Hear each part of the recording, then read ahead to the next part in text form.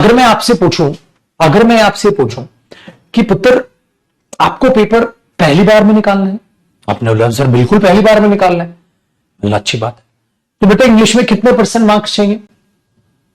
तो कुछ बच्चा बोलेगा 80% चाहिए, कुछ बोलेगा 90% चाहिए। मैं कह रहा हूं मेरे बच्चे 80-90 छोड़ो, आप 100% मार्क्स लो। अगर आपको 80% या 90% मार्क्स चाहिए तो फिर कोचिंग का फायदा क्या हो? कोचिंग का फायदा तब होता है बेटा जब आप जिस भी सब्जेक्ट की कोचिंग ले रहे हैं, जिस सब्जेक्ट में 100% मार्क्स आ सकते हैं, बेटा जीएस में तो नहीं आ सकते, इंपॉसिबल टास्क है, कहीं से भी पूछा जा सकता है, लेकिन इंग्लिश, मैथ्स और रीजनिंग तीनों ऐसे सब्जेक्ट हैं बेटा जिसमें 100% मार्क्स आप आराम से लेके आ सकते हैं। तो पुत्र इससे नीचे बिल्कुल भी मत सोचिएगा। तो आपको कितने % मार्क्स चाहिए? 100% मार्क्स चाहिए सर।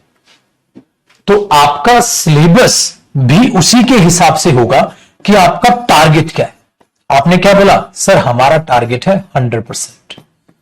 बेटा एक एक नंबर से ना बच्चों के सिलेक्शन रह जाते हैं, इसलिए अगर आज ही आपने ये बेवकूफों वाली हरकतें कर दी ना, हमें तो 80% चाहिए, हमें तो कहां सिलेक्शन लोगे आप फिर?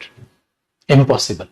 अपना टारगेट 100% है तो उसे 100% का ही रखो, जिससे आपके मन में एक कॉन्फिडेंस रहे, हमें कुछ भी नहीं छोड़ना है। आप अपनी 12th क्लास को याद करो, अगर आपने 12th के एग्जाम दे चुके हो बेटा, आप 12th क्लास को याद करो, आपने क्या बेवकूफी की थी।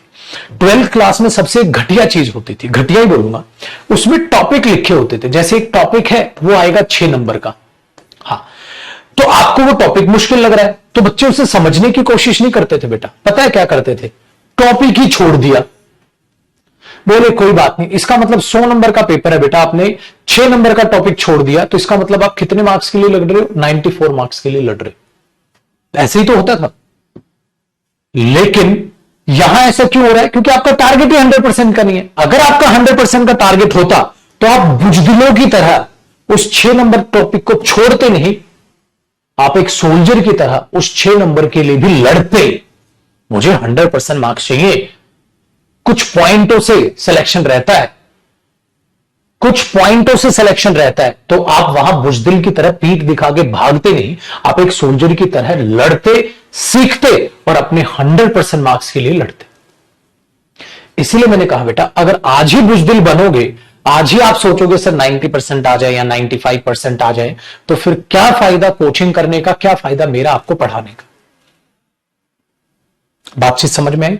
इसीलिए आपका टारगेट क्या होना चाहिए? 100%, और 100% टारगेट रख के एक सोल्जर की तरह उस 100% टारगेट के लिए मेहनत करनी है, बुजदिलों की तरह पीठ नहीं दिखानी।